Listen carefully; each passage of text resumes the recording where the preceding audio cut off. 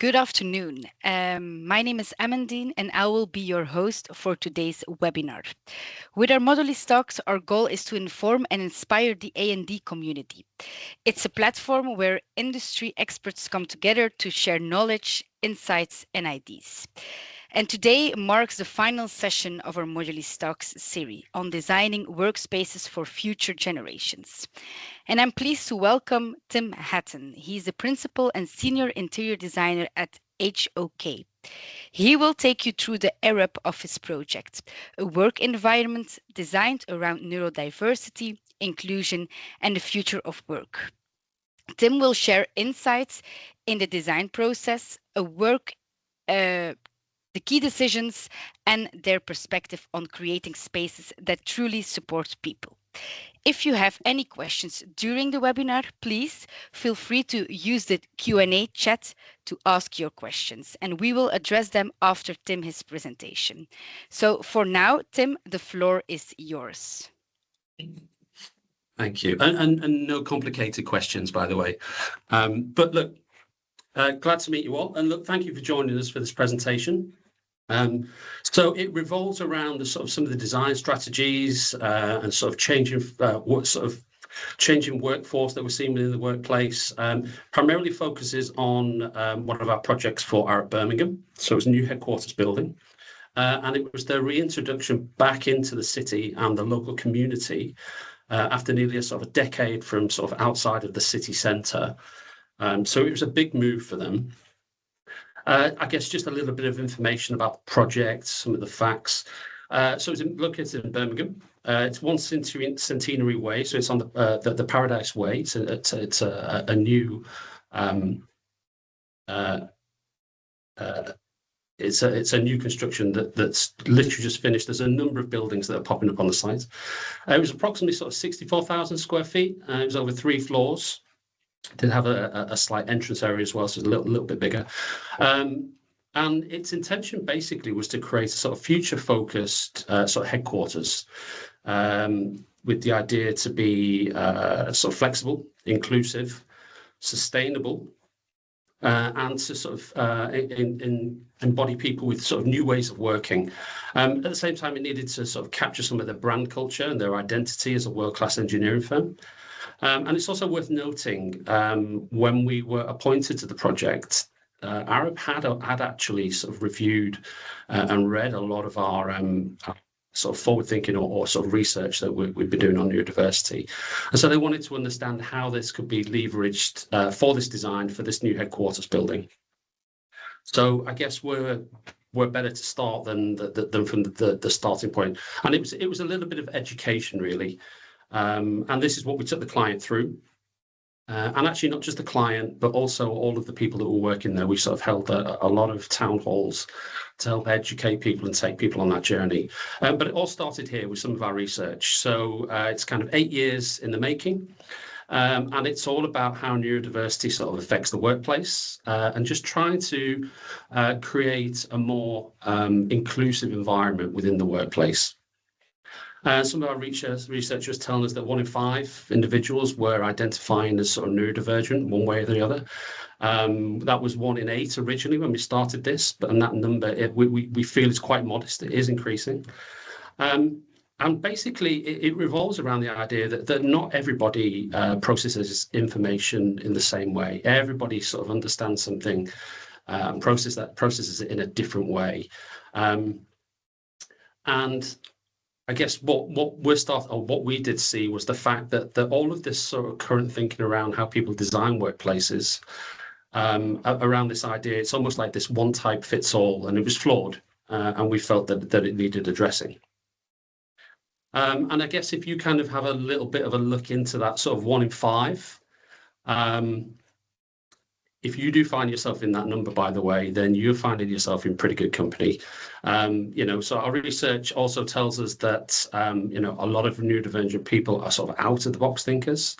You're usually seeing people that are sort of highly artistic, very creative entrepreneurs. You can see some of the faces on that slide there. You've got people like Steve Jobs, Richard Branson, and I don't think it was that long ago that Bill Gates basically came out and sort of shared that, he felt that if he was a child of this sort of modern day, he would likely sort of be diagnosed as being autistic. And I think what we started to see, or what we started to understand, if we kind of looked at where we are now versus where we maybe were 10 years ago, 18% of the population have some form of physical disability. And as designers, we've rightly adapted how we design these spaces to meet their needs. However, we're talking about that 1 in 5, that 20% of sort of those people that are sort of neurodivergent. And that's a conservative figure. So it is changing. Nothing has been done about that. And it's an ongoing struggle. It's something that's been ignored for a long time, and something that we feel very strongly about, how we need to be thinking about spaces, how we need to be creating spaces to be more sensory, more inclusive, as we sort of go forward. And this kind of sums it up quite well, actually.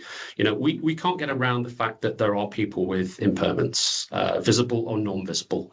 And I think what we're finding is that the space around them isn't suited for how they need to work.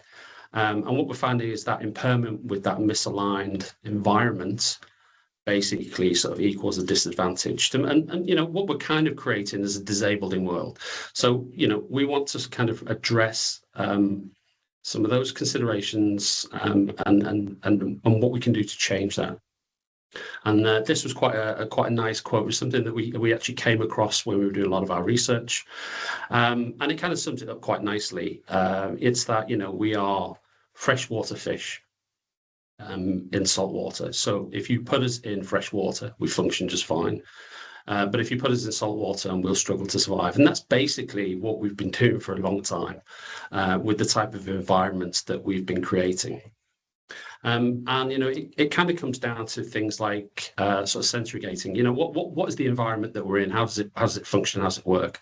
At the moment, all of us on this call, all of us around us, everybody that I can kind of see in the office here at the moment, we are constantly bombarded by sensory bits of information. Whether that's the feel of the fabric that you're wearing on the shirt, whether it's the sound, whether it smells, whether it's the lighting. We're constantly bombarded by all of this information, all of these sensory elements all of the time. And for most of us, that's fine. And we're able to sort of process, and we'll be able to filter. And we can do that quite easily. However, for some people that kind of sit along that sort of neurodiverse sort of scale or spectrum, that's very difficult, and it can be exhausting. It's not taxing on all of us, but it's very difficult for some of those neurodivergents to be able to process and cognitively work well within those type of spaces. And so, we basically do this all the time. This was a quote by Kirsten Linsmith. She's a blogger, where she talks about autistic people sort of being those canaries in the coal mine. The needs aren't actually different from any typical people's needs. They're just more intense and much more specific. And I think when you're thinking about that, it is kind of true.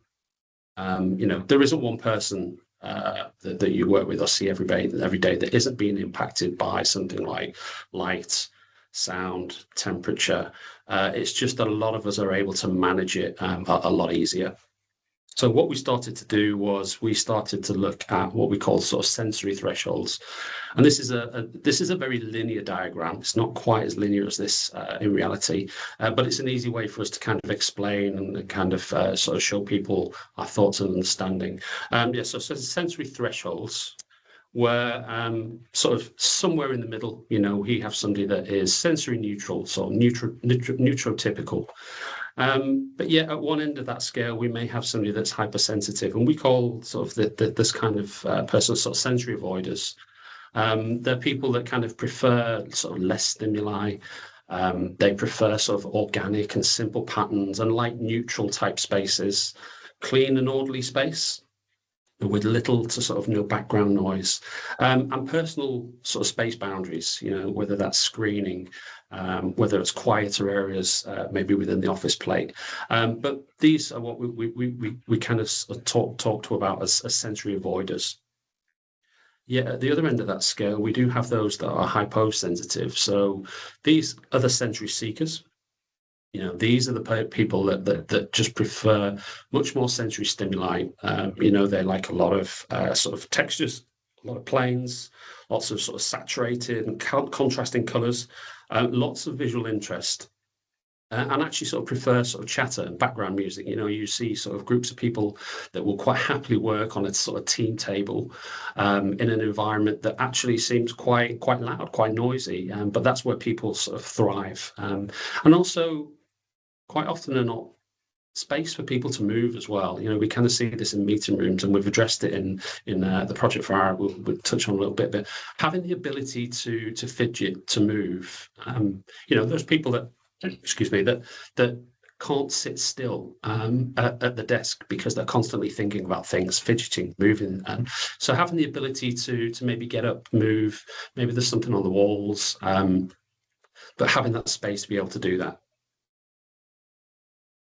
And it kind of comes down to sort of addressing some of these elements. So we know that, sensory distractions, so anything that is things like sounds, smells, even visual clutter, around the office, on the desk space, often then lead to sort of cognitive distractions. So you've got loss of focus, discomfort, which at the end of the day starts to talk about that loss of engagement or productivity. And it starts to manifest itself in ways that's sort of presenteeism, poor recall, stress, burnout, dissatisfaction.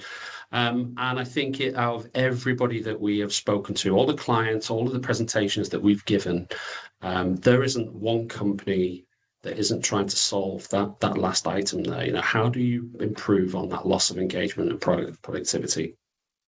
And there were a number of reasons for this. And so, as we were sort of progressing through the project and some of the engagement pieces that we had with Arup, we identified a number of challenges and sort of elements that were prohibitive within the sort of the environments that we work in. And if anybody's ever done like a post-occupancy study, some of these won't be a surprise because they're very, very common sort of culprits. But it basically it started with sound. And it's our research and our conversations were basically telling us that auditory issues were the most challenging. And this was kind of just post-COVID. So, I think that there was possibly an element there of sort of working remotely and being a little bit more in sort of isolated environments that could have heightened some of that sensitivity to sound and sort of desensitized people to sort of transitioning back into the office space or shared spaces. But it wasn't just sound. We also had temperature. So how could we control the temperature of the office space better? And then, no guesses, lighting, and even I'm a culprit in our own office here. I'm usually complaining about the lighting. But these were the sort of the three main challenges that were kind of fed back to us, and a lot of the discussions, a lot of the talks that we had. We also had things that came up that talked around sort of confined spaces or lack of enclosure. And we did find that actually a lot of people were sort of challenged by being in enclosed spaces. I think there's almost like a knee-jerk reaction to the noisy spaces, people not being able to work. We'll put them in a room, in a space, in a confined area with walls, when actually that isn't necessarily the best solution.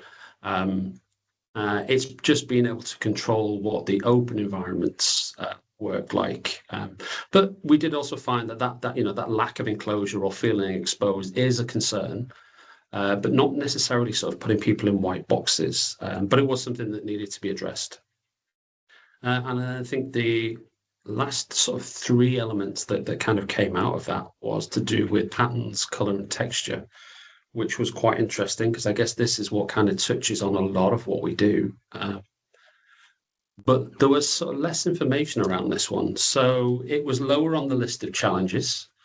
And, it was to deal with sort of patterns, colors, textiles, and however that was sort of presented. And we weren't initially too sure as to why it kind of scored quite low in terms of people's feedback. But I think if you were to take sort of most office spaces at the moment, and you will probably find that a lot of these design elements, patterns, color, and texture are often quite or less prevalent or offensive. We're quite often working in white boxes or white box environments with maybe splashes of color here and there. So it was just less likely to sort of cause sensory issues because people just weren't exposed to it as much as others. So that did lead us into maybe thinking about color and color and design, and specifically for Arup and how we might apply it. And we know that there are certain colors that talk about creating calm, or supporting analytic or thinking type spaces, natural colors, creative colors, or even energizing colors. And I think what came out of it, what was quite interesting actually, was kind of captured there under wayfinding. And I think what people kind of are more likely to remember, particularly if anybody's ever been to multi-story car park, I don't know, Westfields, wherever it may be, you're more likely to remember that you've parked on the pink floor than you are to remember that you've parked on level 2. And so we wanted to weave some of that into the thinking about how we might apply colour, within the project for Arup. There was a huge emphasis on sustainability, and when we spoke to a lot of the users, there was a lot of feedback about we want access to nature, we want natural light, we want to see biophilia, we want to see plants. But I think what we try to do is maybe push it a little bit beyond just putting that plant in the corner, that direct connection with, whether it's a green wall. Not that we didn't put green walls in, we did, but we also thought about some of the materials and how we applied some of those materials. So how we use timbers, how we use some of the colors that are associated with much more natural elements. And even the sort of the second image that you can see under that metaphoric relationship there, where we talk about complexity and order. So some of the spaces, and you'll see in the slides at the end where we looked at how we may screen spaces. We looked at what that screening may be, and how complex and how ordered some of those designs may be to those screens and those areas.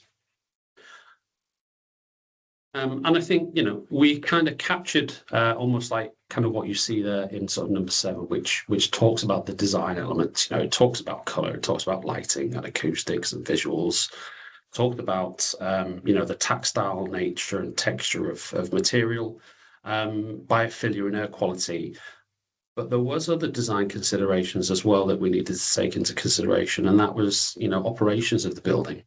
And I'll touch on what we call the 3-legged stool in a minute. How people access space, and circulation and passageways around the environment. Navigation is hugely important, particularly for those that may be neurodiverse. Simple, clean, natural, and intuitive ways of moving around a space. Planning concepts. So that's a very interesting one, and we'll touch on that in a second. All elements that we needed to consider that kind of moved a little bit beyond the design considerations, because some of those actually dealt with facilities as well, and how people, how when we leave and we hand over the building, how people might sort of manage that a little bit more. And so we came up with a number of sort of design strategies for the space. And you'll notice that some of these might contradict themselves, and I'll explain in a minute. But we talked about the users and the teams there having the option to select where and how they wanted to work. We did it as a neighborhood scenario, so it's not a free-for-all, so that people aren't intimidated by walking onto a floor plate and not knowing where to sit. We had a neighborhood strategy. We had spaces that allowed people to move and fidget. I mentioned that before in the sort of the meeting type scenarios where people might just want to get up from their desk, and stretch their legs. But we also realized that there was a need for dedicated space. So, we talked about those hypo and those hyper users before. Not everybody's the same. Not everybody wants to sit on a workbench or a different desk every day. Some people like that dedicated space. They're comfortable with it. And that's what they want. That's the routine, and they're very comfortable in doing that. Access to natural daylight, work points in low traffic areas, the ability to be able to choose somewhere that is almost off grid, out the way, tucked around a core somewhere, so that people just had a bit more privacy. That idea of sort of prospect and refuge. So there's those areas to be able to sort of hide yourself and move yourself away from people. Spaces with adjustable light levels. And actually, we did this in a number of different ways, actually. We did introduce circadian lighting. But we didn't offer adjustability at the user points. What we did do is we offered adjustability in movement around the space.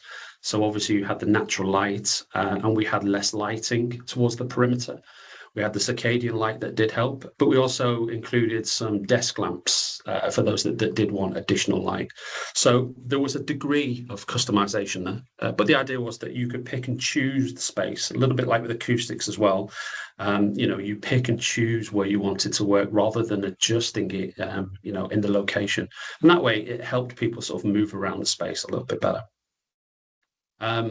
Spaces that incorporated natural elements. So, you'll see that in some of the images and a little bit later, that connection to nature. Adjustable and ergonomic furniture. So all of the desking was height adjustable, but we also had, low level seating. We also had bench areas where people could work. Touched on this before, so visual clutter.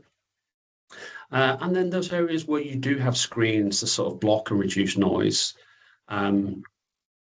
And then visual connection, which is actually quite an interesting one. We have a theory around what we call the rule of 6 to 48. And it's the size of groups that people work best in, anything in numbers from 6 to 48. Anything less than 6, well, I don't know, it's debatable whether it's a group. But anything larger than 48 becomes difficult. People start to forget people's names. It's difficult to plan unless you have a very large footprint or floor plate. And so the idea that those visual connections and creating what I mentioned before was these neighborhoods was a strong consideration and something that we looked at planning. And I think the idea of that kind of led on to sort of this quote, which was, when you design for the extreme, you benefit the mean. So if you can take all of these points into consideration, you can understand how they plan, how they work together, then it's a benefit for everybody. But it does come with buy-in from everybody. This isn't just a design element. We talk about what we call the three-legged stool approach, and this is what we talked to Arup about. And it was, okay, we have that number 2 and that environment, and we can help you with that. We can help you create that. We can help you develop that. However, there's 2 more elements to that. There is the operational, and it even sort of reaches as far as, how people are recruiting and onboarding employees. Letting managers and those at sort of high level understand that, people are able to work wherever they want to work.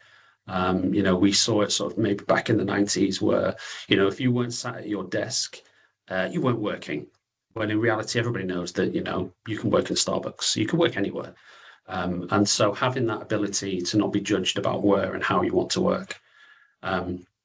So there's 3 elements to it. So there's the environment that we can help with, there's the operational and FM side of things, and then there's also that sort of personal adjustment. And then, whether that's just the ability to find somewhere where the lighting is better, or the sound is better, or a desk that will go up and down. Maybe you're 6'5", and actually those standard desks just don't work for you. So it's that small sort of personal adjustment that adds to the bigger picture.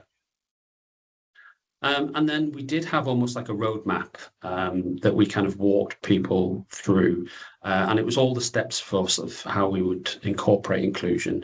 And it starts at the very start. It has to be included from the start of the design. You can't just add it on at the end. You need to educate the people that are on that journey with you. If you can, have a look at what was working before and what didn't work. What do you have and what don't you have? And just ensure that all of those, I mentioned it before with that three-legged stool, just ensure that those leaderships, the HR, all of the corporate real estate, IT, everybody understands what you're trying to achieve. Speak to the users. That's probably one of the biggest one. What do people need to be successful? I think a lot of people or a lot of designers are very guilty about thinking we know what our clients need, when really what we need to do is ask them. And that then kind of leads on to almost developing what that kit of parts is, or what those work environments should be. Understanding and developing the planning concepts and the spatial zoning. And I'll touch on that a little bit when we talk about spatial sequencing. Incorporating evidence-based design and strategies. So, we've got a lot of research behind what we do and why we do it. And that's one of the reasons Arup came to us. Leverage journey mapping. So we've got an example of how we took people on that journey in a minute, and I'll explain that. And then occupancy evaluations. What works, what doesn't work. And having a client, and Arup were very good at this, they knew from day one, not everything was going to work. Some of it would be trial and error. And it's a journey that doesn't end when we leave. It's something that will progress, and they will adapt, and they will change.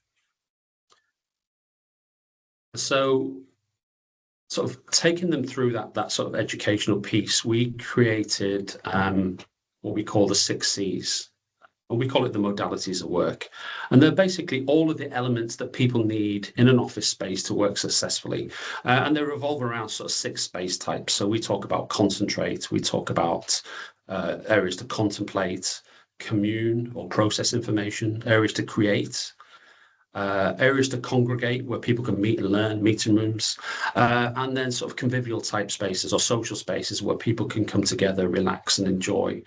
And that needs to work for both the hypersensitive users and for the hyposensitive users. So as an example, that very first one, that concentrate and focus. If you're hypersensitive, you probably want a focus room. You want somewhere that has some shielding, it has some acoustic privacy. You can almost sort of lock yourself away. However, if you're hypersensitive, you might just want a space that's off to one side of the office.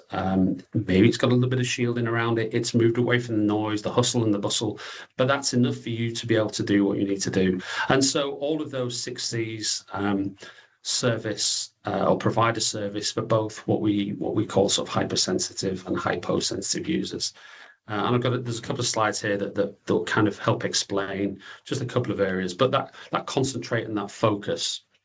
So for instance, those hypersensitive users may have a focus room, or an area to work. Might not need to necessarily have a door. It may have standing furniture, high furniture. It may have something on the walls where people can move away, they can doodle, they can draw.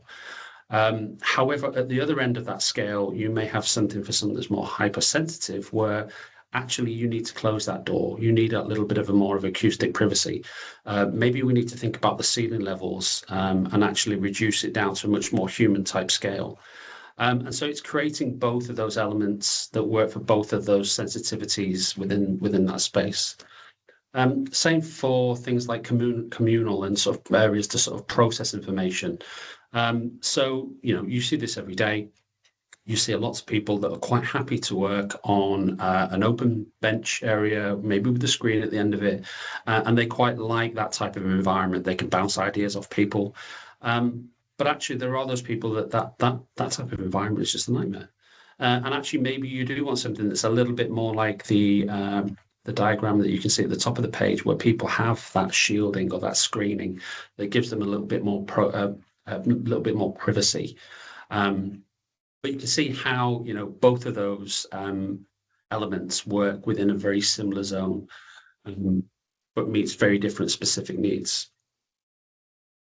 And I think once we'd kind of learnt, what the users want, what they need to be successful, I mentioned before this idea of spatial sequencing, and this is probably the most important part of the design puzzle. Spatial sequencing, it's the procession of space, and I think for years designers have been getting this wrong. I think we've like needlessly sort of followed trends, putting sofa areas in, putting soft seating in around work desk areas, trying to follow a trend without really understanding or considering what the adjacencies of space are.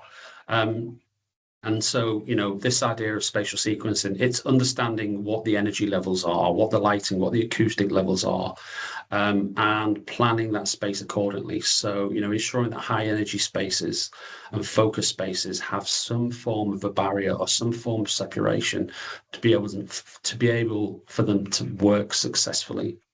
And just as a really simple diagram, you can kind of see this on this sort of spatial zoning. And, literally at one end, you kind of have that social zone, that red zone where, people can gather, high energy. Maybe it's more light, maybe there's more saturated color within those spaces. But then as you kind of move towards the left, where you have the more sort of, concentrative type areas, you can kind of see that we start to create sort of barriers between some of these areas, or maybe barriers is the wrong word. Maybe it's more buffer. It's a buffer zone. So it's not that you're breaking the space up or creating silos, but you're creating some kind of an acoustic buffer that will at least sort of separate some of the sound and some of the noise. And I think what we found is when we kind of started to pull that all together, is that we had sort of three core principles around the planning of this space and how we sequenced it across the floor plates. And what we looked at creating was giving people options and variety. So providing those settings with different attributes to accommodate all different kind of range of needs and work styles. But also giving the users choice. So, enabling users to select from that diverse setting of work settings as to where and how they wanted to work. And then giving the users control, and we did it slightly different with Arup, whereas we didn't give users that control at desk point where you were sitting, but we did give the users that control of choosing space, whether it's a space with brighter light, more acoustics, less acoustics, more daylight, less daylight. But it was giving the users a form of control over that space. And one of the questions that we did get asked, and I have since been asked about this on a couple of calls, is was it expensive? Is it expensive? How can we accommodate that? And I think what we have found is, almost just over 50% of those accommodations almost cost sort of nothing to implement. Just ensuring that maybe desks on corridor lines, or they're closer to natural light. And, there are, I guess, changes that will occur. Maybe it's a one-time expense. But I guess the biggest question is what is it going to cost you if you don't make those changes and those adjustments? And so hopefully I can kind of show you how we interpreted and planned some of that into the space. So this is Arup. And we started with the planning diagrams. So we had some guidance from them in terms of some direction, in terms of they wanted to break down silos. They wanted to sort of create a serendipitous space for minds to meet. They wanted to promote sort of circulation throughout the building so that teams could collaborate and cross-fertilize and cross-pollinate ideas a lot better. They wanted a sort of central space that would provide refreshments throughout the day.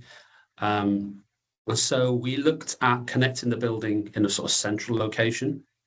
It kind of created this sort of central social hub that would then kind of radiate out from each of those areas. And they're the sort of two diagrams that you see at the top left. And then we have a sort of an expansion of that. So I talked before about creating that buffer zone. So, you can kind of see that sort of blue dot in the middle is that sort of social zone. And that was an atrium that we put through the middle of the building. It became the sort of social point. But then we inboarded a lot of the build space, a lot of sort of meeting rooms or storage spaces or focus spaces, which became this buffer or this barrier between the social area that was highly active, quite noisy, and the work areas towards the perimeter where the better sort of natural light was. And if we look at that in terms of that sort of spatial sequencing, and sometimes we call this a sort of our heat map, You can kind of see how that starts to work. So, that red area is that intense, that social area in the center. It's a very active experience within that zone. You then have the more sort of formal collaborative zones. So they may be the meeting rooms, the team rooms, focus rooms. And then kind of beyond that, you get the more sort of open and collaborative type spaces. But you can see how those more formal or the orange type areas start to create this acoustic buffer between what's happening in the social space and maybe what's happening in the neighborhoods where you have the open plan work areas. And then at the very sort of extremes of the floor plate, the quiet or the focus areas. And we also looked at what it meant when we talked about sort of neighborhood choice environments and the floor layouts. And I've got a sort of snip of one of the areas. Everybody's probably very familiar with this, that kind of universal plan. It's almost like test fitting stage. Do we all fit? But it's how we kind of went from that to what we have now, which is a neighborhood choice environment where, not only did we look at how we sequence the space, but we also looked at the desks, the configuration, the types of desks. So we also looked at a sort of a circular desk, and the intention or the idea around that was sometimes when you sit opposite somebody on a rectangular bench type scenario, you can almost have that uncomfortable moment where you both glance up at the same time, look over the top of your monitors, and you're both gazing into each other's eyes. With a circular solution as a desk, it meant that people could move themselves around that desk and avoid that direct sort of adjacency. But you can see how we started sort of planning where the team workspaces are, how that connected sort of to the open and the collaboration type spaces, how we kind of tucked it around the corner, away from the hustle and the bustle and off the main routes, the quiet zones, the quiet workspaces. We then had sort of the meeting of the focus spaces, creating that acoustic buffer, to where the sort of the social spaces. I know this is only a portion of that, but you can kind of see how that starts to work. And then on a bigger plan, you can kind of see. So that area in the middle with the blue was the main T point area. It had a staircase, which was what we call the slow staircase, to sort of elongate that journey up and down through that building, allowing for serendipitous moments on that journey. The sort of the pink zones that you can kind of see were the acoustic sort of buffer zones where we inboarded all of that space. And then the darker blue, obviously the team areas, the open plan workstations, and then sort of push towards the extremes of that, towards the perimeters of the building, where the much more sort of quieter zones or quieter areas. But what you can see is that we managed to then plan in sort of this diverse work setting for both of the sensitivities and all of the what we call the 6Cs or sort of design elements. And you can see how, whether it's hypersensitive or hyposensitive, accommodates all of those across the floor plate quite comfortably. We took the users on a day in the life scenario in terms of how people might use this space, and this was really useful in some of the town halls that we had, and we did it for different user types. This was Darian, who was hypersensitive, and he has a completely different journey to Jamie, who's hyposensitive, where one would turn up early, go to the gym, the other one would arrive on a bike and maybe sit in the same place all the time. We looked at creating a very natural sort of finishes palette, some that sort of helped to emphasize shielding, some that also helped to sort of enhance acoustics, and then the addition of biophilia. And hopefully in the next few slides, you can see how some of that thought process has sort of transformed into the space that we have today. So this is a bit of a client area. It sits just off the reception area. So it's a bit of a touchdown for guests, for clients. But what you can see is that, we provided a different number of sort of settings for, maybe people want to sit or stand within this space. We looked at how we could control the light a little bit better. So there was focus lights in specific areas. That addition of biophilia and sort of those natural elements. A very clean, very calm sort of natural palette.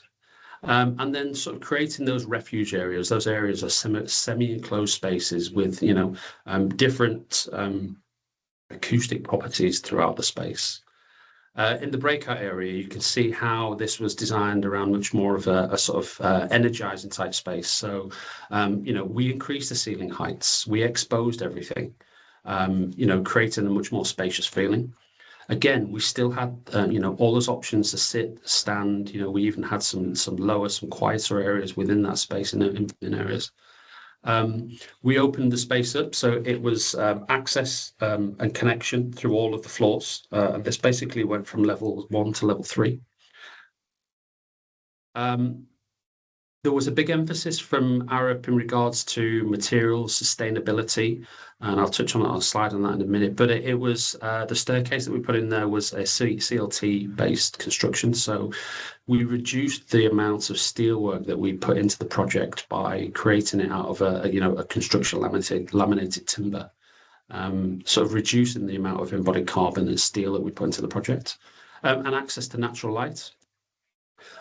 Some of the rooms weren't set up as typical rooms, so this was set up much more as a space that you could get up, move around, sit around. They were all enhanced by technology, whether that was just the booking system, or whether that was the screens, or whether that was the sensors that would tell FM how often the rooms were used, how busy they were used, what the temperatures were. Technology formed quite a big part of the overall design. That ability to move to the back, stand up, move around, options to sit and stand again. And then we also had a varying degree of sort of acoustics across the space, whether that was on the walls or whether it was on the floors. And then this was quite an interesting element. Again, I mentioned before, this was just post-COVID. And what we were seeing was people had created a lot of new hobbies. And obviously, how do you entice people back into the office now that everybody is baking bread or has a new hobby, knitting or whatever it may be, making Lego? So we introduced what we called lifestyle rooms. And these were rooms where people could use as and when needed. They didn't have to be in a lunch break. People could take a break if they needed to. They could go to this space. They could go in a group and play cards, or they could go in there, build Lego. Any of those things that people had acquired as a new hobby during lockdown and COVID could now bring it to the office, so that it wasn't something that they couldn't sort of progress and keep. And so you can see we had open ceilings to promote the visibility of surfaces, sustainable flooring solutions. So we use things like marmoleum, cork, storage for sort of newly acquired hobbies and pastimes, and then, as well as the sort of the more social and the work zones, we had areas where we had varying types of sort of acoustics and visual privacy to some of the focus type spaces. How we used color. So we color coded the floors. So we had a blue floor, we had a red floor and a green floor. Again, going back to that idea of people remember a color much more than a number. We exposed sort of services and structure to express, Arup's brand and identity. And we also looked at sort of architectural materials and how they may be used as well. So we didn't incorporate any vinyl or manifestation into this project. So what you can see there is like a cast glass type system. So it provides, the visual distraction on the glazing without us having to incorporate, a vinyl product. And I guess, that kind of leads to, what did we achieve? What did we help Arup achieve? So it was a huge effort towards them sort of reaching the 2030 carbon net zero. We worked with them very closely with the building. So it was 100% powered by electricity. There was no gas. But we also worked with them during the fit out of that. So we had a base build monitoring role where we looked at how we could adapt base build solutions so that when they came in to do the fit out, we weren't demoing and rebuilding, and we could actually make early changes for the benefit of the fit out. Because it was city centre, it was one of the Europe's biggest cycle hubs. So they now see a 60% reduction in travel. Everybody comes in by bikes. Things like, we talked about embodied carbon and CO2 savings. So we did that. All of the insulation to partitions was sheep's wool. We introduced a lot of that sort of biophilic design, and not just green, but even just some of the color palettes and the materials that we used. It was well, so it's platinum certified. And I think at the end of it, in collaboration, and we call it a partnership. It was designed with Arup, with community at heart. And there is an area on the ground floor called the gallery, where that's their social outreach. So they bring in schools, they do presentations there. All of those sort of outreach elements to the community, which was one of their main goals, was to connect back to the city and back to the community. And if anybody's interested in any of the research that we've got, it's all on our website. It's open source. You can download it and you can read at your leisure. And that kind of wraps. I'm hoping there's enough time there for any kind of questions. I know that there was one to kind of ask a few at the end. Yes, Tim, thanks a lot for these amazing insights. Very nice to see the process and to see how the design for the Arup office evolved. And yes, there is some time for some questions. The first question in your presentation, you highlighted challenges such as sound, temperature, light, and you also wanted to make personal adjustments. But how do you set priorities when, for example, budget is limited or timelines are tight or there are building restrictions? I won't lie. There was a point where we had to value engineer. It would have been great to put absolutely everything in that we wanted within the building, but it's just not possible. People can't. There wasn't an endless money pot there.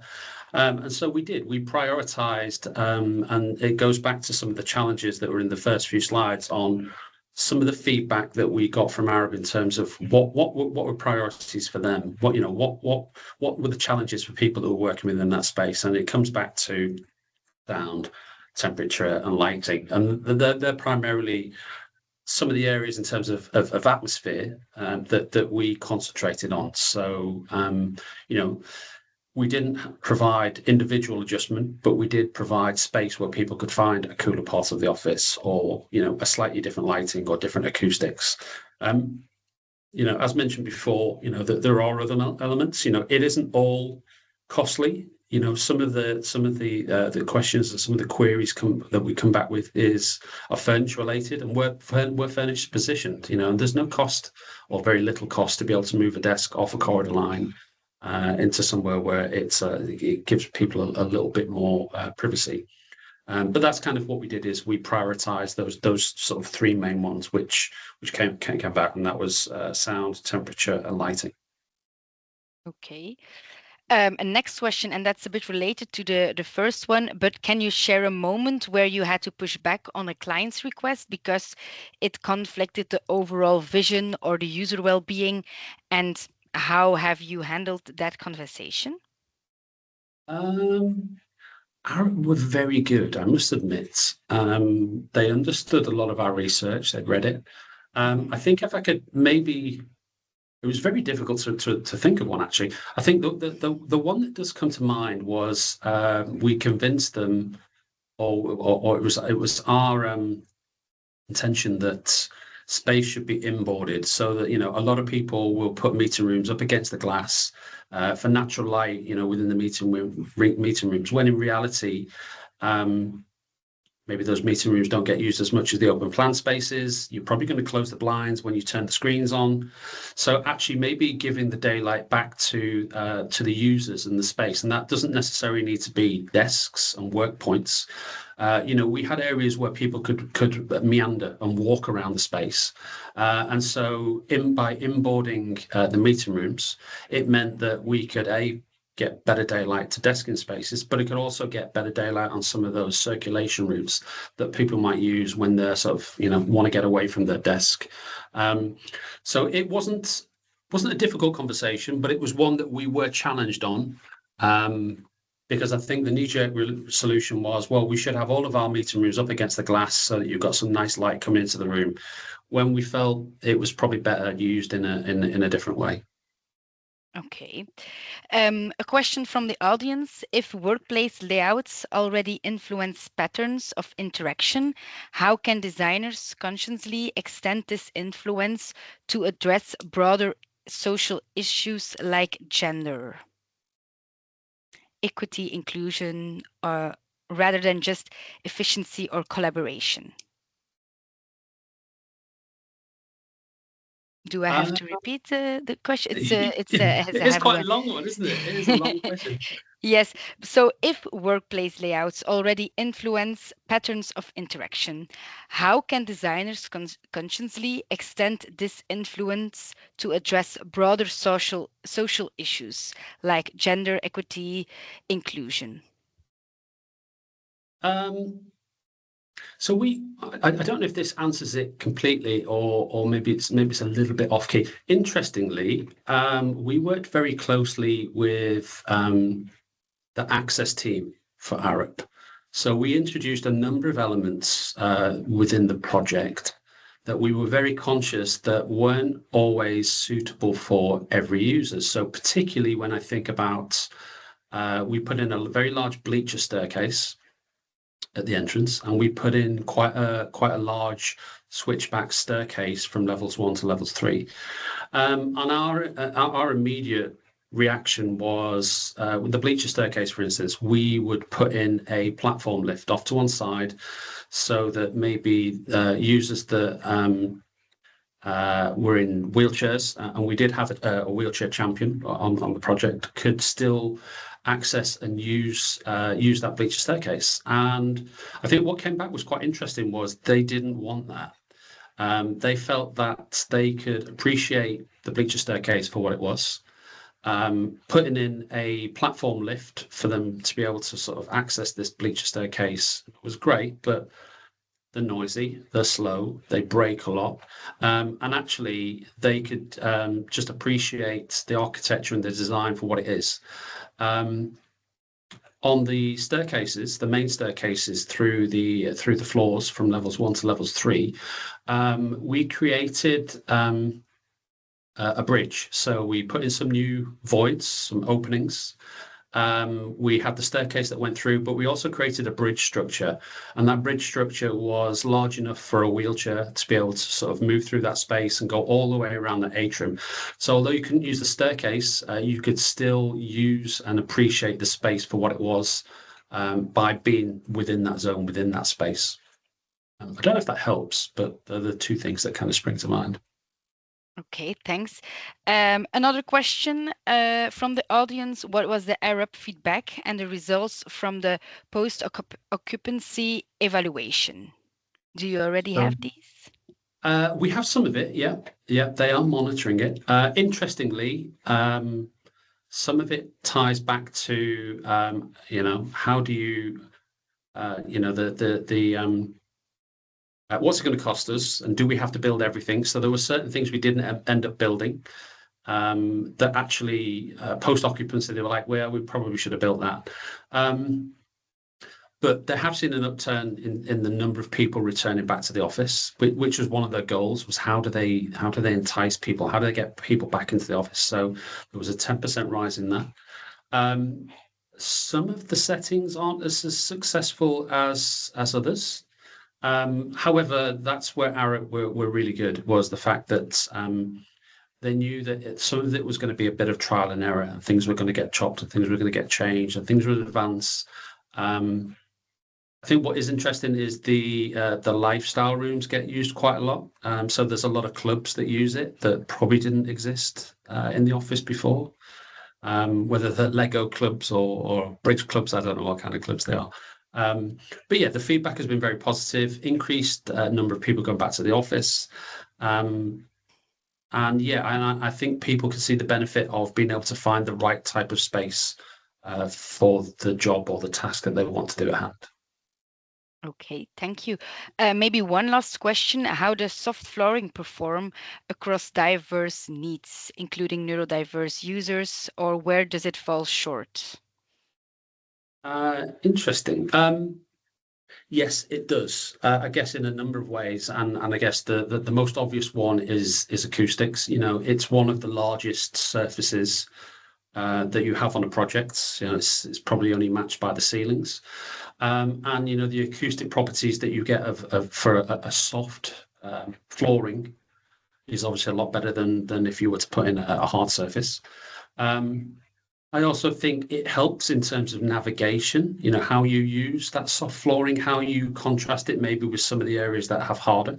So, you know, you start to create this sort of wayfinding type scenario or structure.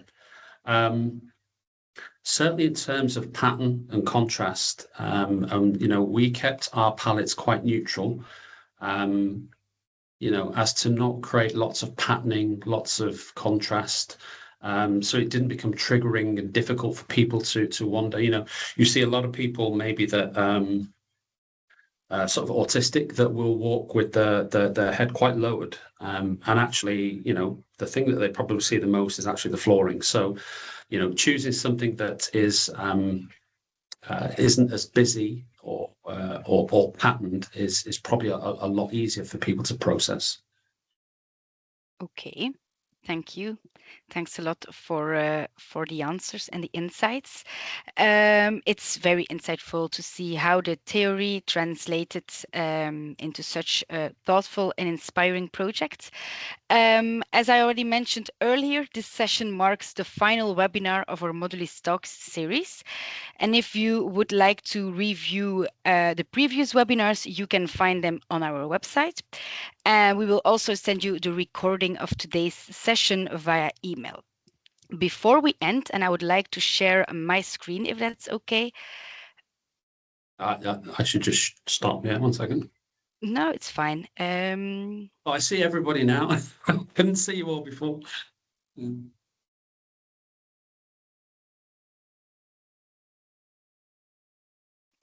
You can see a QR code now. For us, it's very important if you take one moment to fill in our evaluation form. Your feedback is extremely valuable for us, and this will help improve future editions of the modulyss Talks. So if you have 1 minute, it will help us a lot.